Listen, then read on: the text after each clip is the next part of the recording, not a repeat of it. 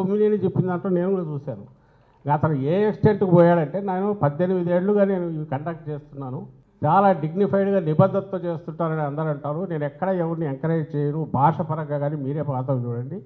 ఇక్కడ కూడా వారించబోయాను. మేబీ ఇప్పుడు మీ స్టేట్మెంట్స్ చూస్తుంటే ఇంకా గట్టిగా చెప్పిండాల్సిందేమో, అది నాదే పొరపాటు అని ఓన్ కూడా చేసుకొని క్షమాపణలు కూడా కోరాను. ఏం కావాలి అంతకంటే నాకు అర్థం కావట్లా. ఎవరు మొండిగా ఏది ఇది మళ్ళీ చెప్తున్నా, ఇది కృత్రిమంగా ఆర్గనైజ్ చేసిన వాళ్ళతో నడుపుతున్న ప్రదర్శనలు ఇవన్నీ. They are not natural. సహజంగా ఎవరికో కోపం తన్నుకొని వచ్చినవి కాదు.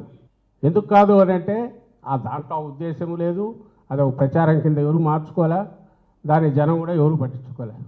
మీ తెలుగుదేశం పార్టీ వాళ్ళు అక్కడ ఉన్న కొద్దిమందిని ఆర్గనైజ్ చేసి లేదా రాష్ట్ర వ్యాప్తంగా ఆర్గనైజ్ చేసి అధికారంలో ఉన్నారు కాబట్టి తప్పుడు కేసులు పెట్టి హెరాస్ చేయడానికి దీన్ని వాడుకుంటున్నారు.